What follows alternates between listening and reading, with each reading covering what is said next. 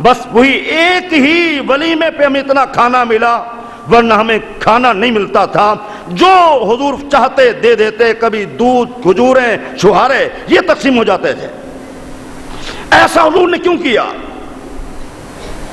حضور تو فرماتے ہیں اگر میں چاہوں تو یہ پہاڑ میرے ساتھ سونے کے بن کے چلیں، اور جن کے انگلیوں سے چشمے پانی کے جاری ہو جاتے، اور اگر حضرت جابر کے گھر میں ایک چھوٹی سا بکری کا بچہ اگر تیار ہوتا ہے، سالن بنتا ہے، اور کئی سو صحابہ کھانے والے ہیں، تھوڑی سی لعاب دہن ڈالنے سے، تھوڑی سی لعاب دہن ڈالنے سے کھانا وافر مقدار میں بچ جاتا ہے، اللہ کے گھر میں ایسا کیوں نہیں تھا؟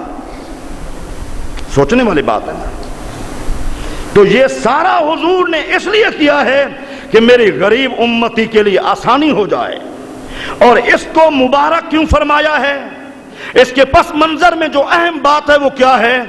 سبھی احباب توجہ کرنا، فرمایا ان اعظم النکاح برکتن ایسرہ مونتن، سب سے مبارک نکاح وہ ہے جس میں خرچہ کم ہو۔ جب نکاح سستا ہوگا برائی کم ہوگی، اور جب نکاح مہنگا ہو جائے گا برائی عام ہو جائے گی۔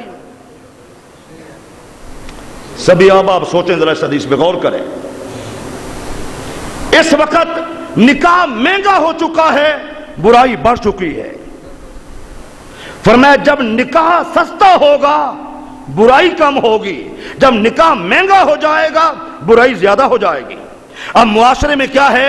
نکاح مہنگا ہو چکا ہے، قرض لے کر، سود کی رقم لے کر، اور پھر جو رسم و رواج ہے، میں کہتا ہوں میں حاجی صاحب ہوں، میں جی بڑا نمازی ہوں، میں جی بڑا دیندار آدمی ہوں، رسم ایک چھوڑنے کے لیے تیار نہیں ہوں۔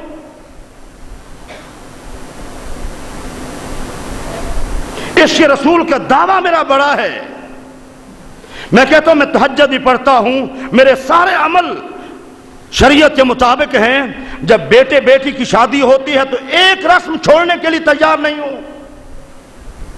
کیسا دور آیا، کیسا وقت آیا؟ آپ ذرا غور تو کریں۔ حضور تو فرماتے ہیں اللہ نے مجھے بھیجا اس لیے ہے کہ میں دنیا کی رسموں کو ختم کر دوں۔ رسم مہندی کس صحابی کی سنت ہے؟ کس نبی کی سنت ہے؟ کس پیر کی سنت ہے؟ کس عالم دین کی سنت ہے؟ ہندوؤں کی رسمیں اپنا کے ہم خوش ہو گئے۔ منگنی ہو رہی ہے، 2 3 4 دیگیں پک رہی ہیں، اس سے تو شادی ہو سکتی ہے آسانی کے ساتھ۔ ہم نے خرچے کیوں بڑھا دیے ہیں؟ ہم سب مسلمان حضور کی تعلیمات کو چھوڑ چکے ہیں، کھوکھلے دعوے رہ چکے ہیں۔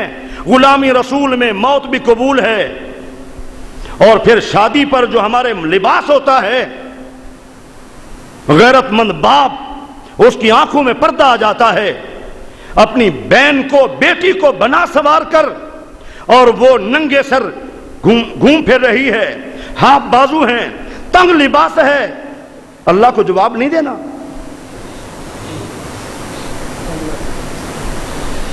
میرے بھائیوں معاشرے میں کیا ہو رہا ہے؟ اور پھر بارات جا رہی ہے، اس میں بڑے بڑے لوگ موجود ہیں، اہل علم اور نیک صالح متقی پرہیزگار لوگ موجود ہیں، ہماری بچیاں ہیں، ہماری بیٹیاں ہیں، دونوں جانب وہ پھول لے کے کھڑی ہیں، بارات پہ ڈال رہی ہیں۔ کیا ظلم ہو رہا ہے؟ کبھی ہم نے سوچا نہیں ہے؟ ہمیں کون بیدار کرے گا؟ ہمیں شعور کون دلائے گا؟ پوری بارات کے سامنے اپنی بیٹیوں کو بنا سوار کے کھڑا کر دیا ہے، اگر کوئی دروازے سے جھانک کر دیکھ دے ہم نہ جانے کیا سے کیا کر گزرتے ہیں، گالی گلوچ اور سب کچھ پرچہ کرا دیتے ہیں۔ انتہائی گھٹیا کمینہ آدمی ہے، اس نے ہمارے دروازے سے جھانک کر دیکھا ہے، کبھی اس جانب خیال نہ آیا کہ میری بیٹی ہے، میری بہن ہے، میری بیوی ہے، بنا سوار کے وہ بارات پہ کیا یہ سارے فرشتے آ رہے ہیں؟ میرے بھائیوں رسم و رواج کو چھوڑو، چھوڑو رسم و رواج کو، چھوڑو رسم و رواج کو۔ اور پھر آج ہمارے جوان، جس طرح انڈیا کے وہ نوجوان، وہ اداکار ہیں یا جو بھی ہیں، میرے گھر میں تو الحمدللہ ابھی تک ٹی وی نہیں ہے، میں نے اپنے گھر کا ماحول ابھی تک الحمدللہ خاصا کنٹرول کیا ہے اس کے فضل سے، اس کی مہربانی سے۔ ہمارے نوجوان اس انداز سے بات کرنا فخر محسوس کرتے ہیں جیسے کوئی اداکار یا گلوکار یا کوئی ایسا آدمی۔ میرے بھائیوں، جوانوں کو کیا ہو گیا؟ حاجی صاحب گھر کے صاحب تو وہ کام کرنے چلے گئے، ڈیوٹی پہ چلے گئے، گھر میں بچی ہیں، سارا دن وہ جو پروگرام دیکھنا چاہے۔ الا کلکم رائن وکلکم مسئول عن رعیتہ، حضور فرماتے ہیں ہر سربراہ سے پوچھا جائے گا، ہر باپ سے پوچھا جائے گا، ہر ماں سے پوچھا جائے گا۔ ایک ہی عورت کئی آدمی کو جہنم میں لے جائے گی، کیا کہیں ایسی محبت تو نہیں ہے کہ ہماری محبت اپنی اولاد کے ساتھ ہمیں جہنم میں لے جائے؟ میں نے زندگی میں بہت سارے دور دراز شادی بیاہ کے موقع پر میں گیا ہوں، سرحد تک بھی اور پنجاب کافی شہروں میں۔ مجھے زندگی میں 2-3 شادیاں نظر آئیں کہ دل کو مجھے سکون ملا۔ ایک تو ملتان سائٹ پہ صرف دولہے کی ماں پوری تھی اکیلے تنہا بارات میں، یا پھر میں نے سرحد میں دیکھا کہ سرحد کے اندر مسجد کے لیے، اس مسجد کے لیے، ٹھیک ہے، ماشاءاللہ ماشاءاللہ ماشاءاللہ، یا میں نے سرحد میں دیکھا کہ دلہن کو کوئی مرد نہیں جاتا، صرف خواتین جاتی ہیں اور پردے میں لے کے آ جاتی ہیں۔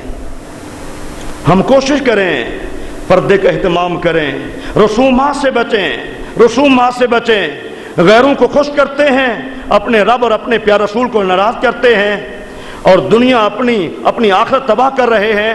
رسم و رواج ادا کر کے بھی کیا ہے، کوئی خوش نہیں ہوتا، آخر میں پریشانی ہوتی ہے۔ میرے بھائیوں، بچو، اپنے آپ کو بچاؤ، اپنے بیٹیوں کی عزت کی حفاظت کرو، اپنی بچوں کی عزت کی حفاظت کرو، اپنی بہنوں کی عزت کی حفاظت کرو، اپنی بیوی کی عزت کی حفاظت کرو، یہ ہمارا فریضہ ہے۔ میں نے چند کلمات عرض کر دیے ہیں۔ اللہ تعالیٰ میرا آپ کا حامی ناصر ہو، اللہ ہم سب کو صحیح مانے، قرآن سنت پر عمل کرنا جذبہ نصیب فرمائے۔